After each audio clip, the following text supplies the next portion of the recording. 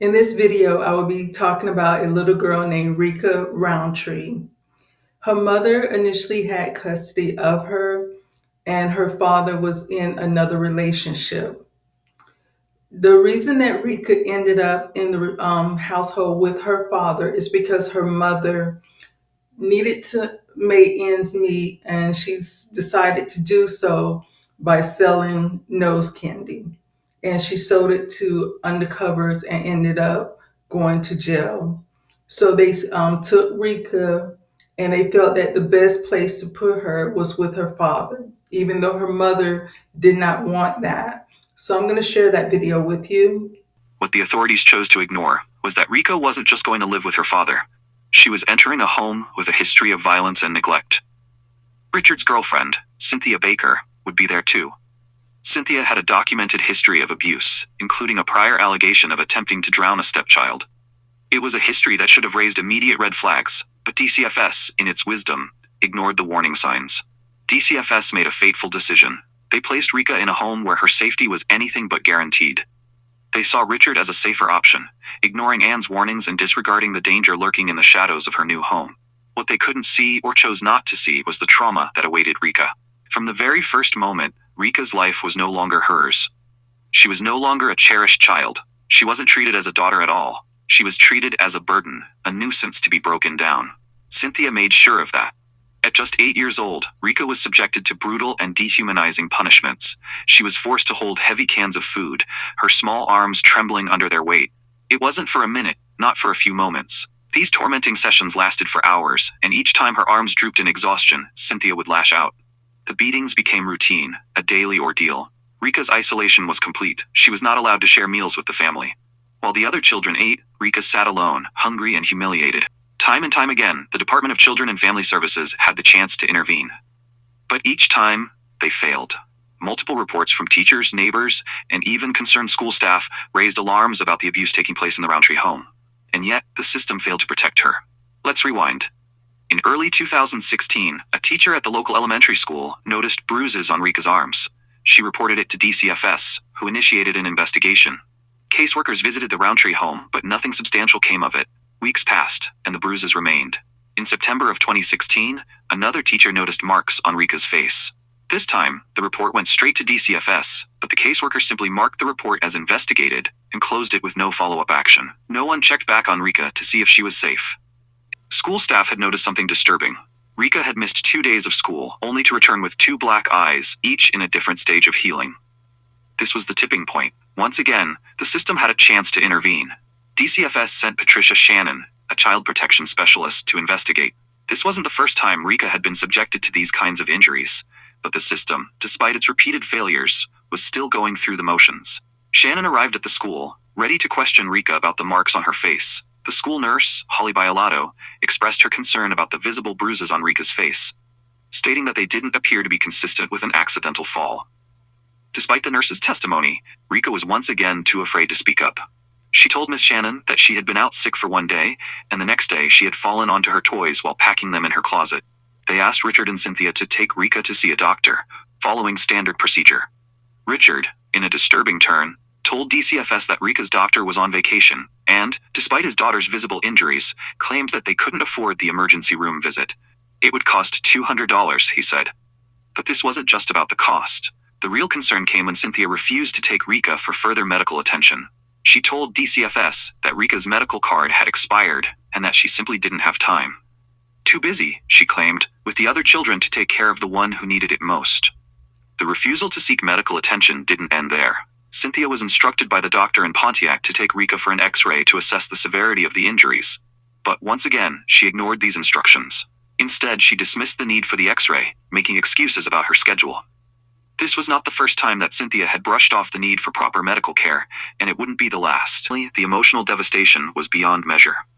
Anne, Rica's mother, was left to deal with the heart-wrenching aftermath of losing a child.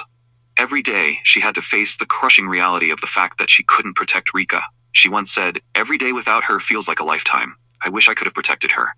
I failed her. I will always fail her." It wasn't just Rica's immediate family who suffered. This tragedy tore through the entire community. Friends, neighbors, teachers, they all looked back with a painful regret. When the courier session started, on one side was Cynthia Baker, accused of the brutal murder of 8-year-old Rica Roundtree. On the other, the prosecution, determined to bring justice for a little girl who never had a chance. The prosecution's case was as clear as it was disturbing. They began with forensic evidence, the kind that never lies. Rica's body, once full of life, was now a grim reminder of the pain she'd suffered. Her tiny frame was covered in bruises, each one telling a story of violence and torment. Burns marred her skin, the marks of cruel punishments that had been forced on her for far too long. But it was the internal injuries that sealed the deal. An autopsy revealed the truth. Rica's abdomen had been savagely injured, ruptured organs, a massive tear that caused peritonitis, poisoning her insides. That injury was the final blow, the one that took her life. And the report made it crystal clear. These weren't the marks of one isolated incident, but a pattern of systematic abuse. And then came the videos. Hidden away in Cynthia Baker's iCloud account, they were the horrific proof of the abuse Rica endured. Grainy footage that no child should ever have to be a part of. But there they were, Rica, trembling, forced to endure torment at the hands of the woman who should have loved her, should have protected her. One video showed Cynthia screaming at Rica, forcing her to scrub floors for hours on end, her small arms trembling with exhaustion. Another caught Cynthia slapping Rica across the face, the child's expression one of sheer terror as she tried to shield herself from more blows. It was sickening. And the jury knew. There was no denying what they were seeing. That video was a game changer. It wasn't just evidence, it was the proof that sealed Cynthia's fate. The jury, stunned, could no longer turn away from the truth. But the horror didn't end with the videos. Cynthia's own children, her flesh and blood, were called to the stand. Now, they had to recount the nightmare they had lived in silence for so long. Their voices quivered, the memories too painful to bear. They had seen it all. The beatings, the isolation, the cruelty that turned a house into a prison. One of her children recounted how they would find Rica crying in dark corners, too terrified to go near their mother. Cynthia Baker was convicted of first-degree murder. The truth had been laid bare, and the jury knew. This woman was responsible for the death of an innocent child. However, on July 14, 2019, Cynthia Baker's fate was sealed. Life in prison. No chance of parole.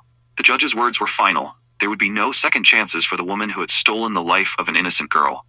Yes, it was a small victory for justice, but it could never bring Rica back. It could never undo the scars, the years of suffering. All that remained was the cold truth. One life had been taken, and it was gone forever. While Cynthia faced her day of reckoning, Rica's father, Richard Roundtree, was also facing the consequences of his own failure. For years, Richard had watched as his daughter suffered under the roof of his partner, Cynthia. He had seen the bruises, heard the screams, but he chose to do nothing. He failed her. Richard knew the abuse was happening. He knew what was going on, and yet he stood by. He let it happen, and for that, he too would be held accountable. And series of text message between Richard and Cynthia confirmed this story. Several search warrants found 3 videos of Clay and Roundtree, as well as text messages between Clay and Rita's father, Richard. The startling text messages from Cynthia Clay about Rica was read aloud by the judge. In a July 16, 2018 text message, Clay refers to Rica as Little Hard-Headed B. On July 19, 2018, Clay texts Richard Roundtree, "Honestly, at this point, I feel it is time for her to leave." They were talking about how difficult the child was.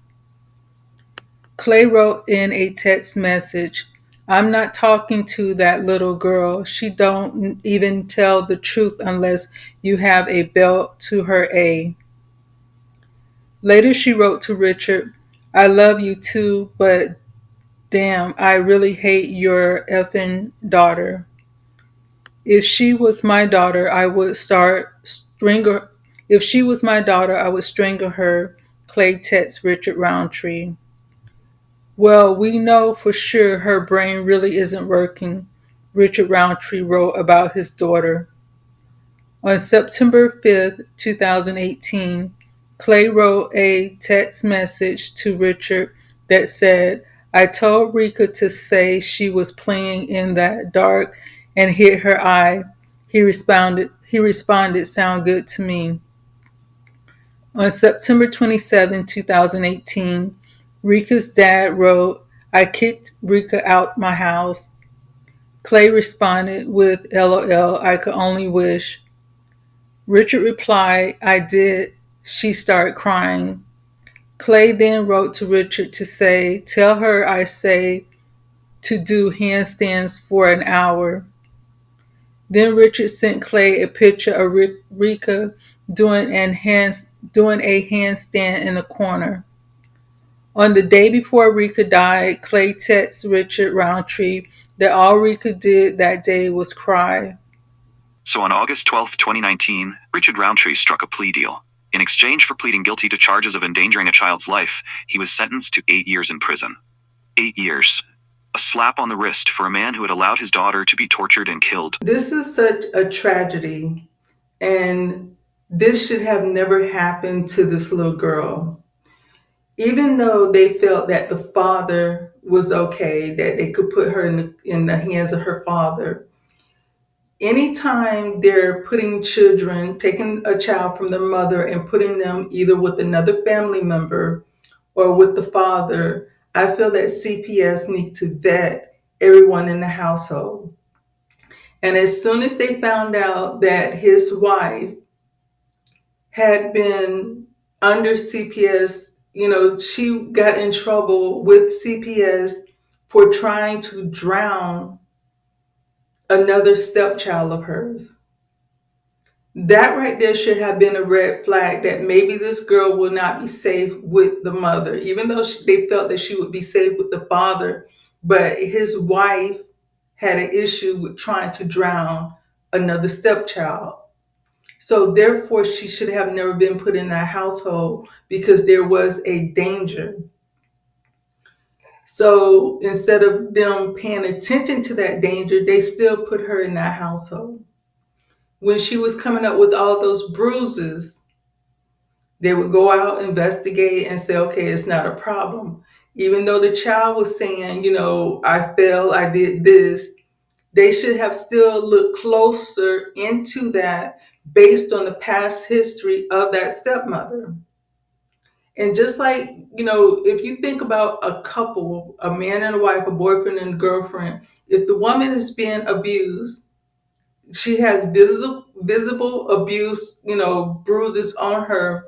9 times out of 10, or not 9 times out of 10, but a lot of times these women will lie and say, no, he did not touch me. No, he did not hit. They're doing that out of fear. So if you know an adult would do that out of fear, what do you think a child would do? A child is not going to tell because they don't know what's going to happen, because they may feel that even if they tell, they're going to go back home and get in trouble. So they're not going to tell. So it's important that adults that work in CPS look at that situation and say, you know what, because of the stepmother has history of abusing, trying to drown another child, that maybe we need to just remove this child from this household for her own safety. Put her in a safe environment, and then she may feel more safe to speak up and say what has been happening to her. But no, they just let this child stay in this household. And then another thing that I feel that how CPS failed her, when they told the father and the stepmother to take her to the doctor, take her to the emergency room, when they finally got her to the doctor and the doctor said, no, take her to x-rays. I feel that when CPS tell you to do something with the child as far as taking them to the doctor or getting additional medical examination, and they failed to do that, I feel that that's a reason to take the child themselves, CPS, and then take the child to the hospital or take them to get x-rays. And that will allow the doctors to really see what's going on internally with that child. And then when they see certain bruises, and they could say, oh no, they couldn't have gotten that from a fall. That had to be something that was, they was hit, they was did this way. They can have more evidence that this child is not just falling, that this child is actually being abused. But I feel they failed her because they did not step up and make sure she got to the doctor. I understand that sometimes in certain situations, parents may really can't afford to take the child to the doctor. But if they're being ordered by CPS, then CPS should say, okay, what we'll do, we'll take the child and we will take them to the doctor. We'll take them to the hospital. We will take them to, get an x-ray, and then we will absorb that cost in order to make sure they're doing everything to make sure that the environment that that child is in, that it is safe. But instead of doing that, they left that child with them, the father and the stepmother. And then the other thing that bothered me about this situation is with the father. The stepmother, she ended up getting life with no possibility of parole. But how can they only give the father 8 years? He knew exactly what was going on with his daughter, and he was okay with it. I feel that he was a co-conspirator, because if he would have stood up and said, because if he would have stood up and said, no, this is not going down. You're not putting your hands on my daughter. If I have to take my daughter and leave, that's what I would do. But no, instead, he texted her. They got evidence that he knew she was being abused, and he was okay with it. I don't understand, if you know a person is going to rob a bank and they rob the bank and somebody get killed, they want to also charge the person that's sitting in the car with murder. So how can it not be the same when the father know that this woman is beating his, and he's seeing the evidence? Got two black eyes. She got bruises all over her body. So if the people at the school can see this, and they're reporting this time and time again to CPS, you trying to tell me he's not seeing the same thing? He's not seeing that this woman is beating the mess out of his own child, and he should have had life as well with no possibility of parole, because he had an opportunity to step in and say, no, keep your hands off my daughter. He had an opportunity to do everything that a man should do to defend his child. If a man cannot defend or take care of his child, it's like, what's the point? This man was not doing anything to make sure his daughter was okay, that his daughter was safe, that his daughter was eating, that his daughter could grow up with the best opportunity. He did everything against his daughter for some woman. And he only get 8 years?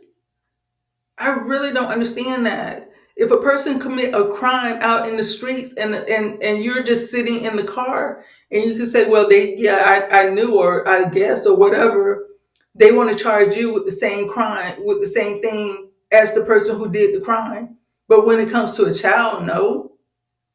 That's the part that I don't get. That's the part I don't understand. And when it comes to CPS, it's like, it's really hard to get mad at the whole organization, because it's different. CPS is different in different states. CPS is different when it comes to who they have working for them.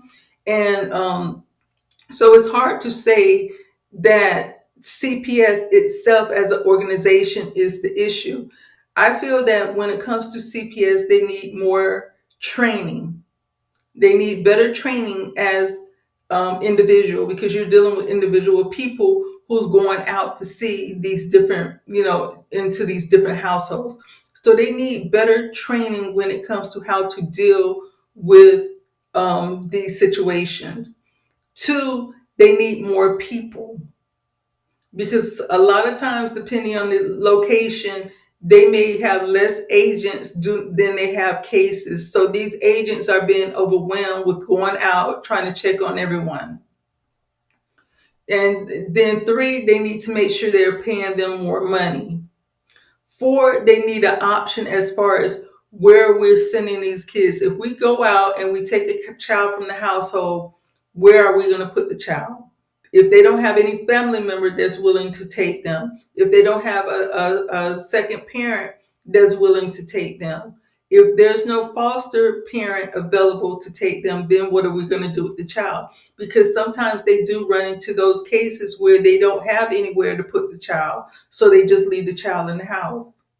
Even though they're seeing evidence of the child being abused, they have nowhere else to put the child.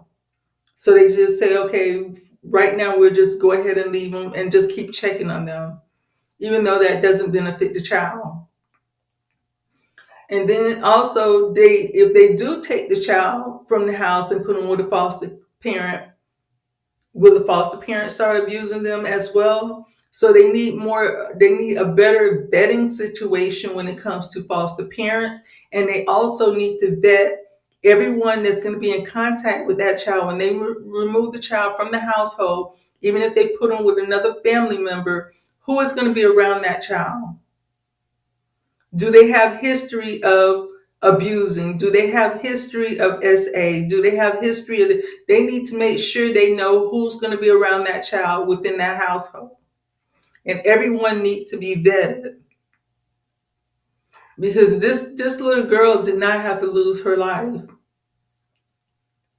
This was just such a sad story that she endured all that abuse to the point that she had, she damaged her stomach and she just could not fight off the infection. She could not do anything but pass away.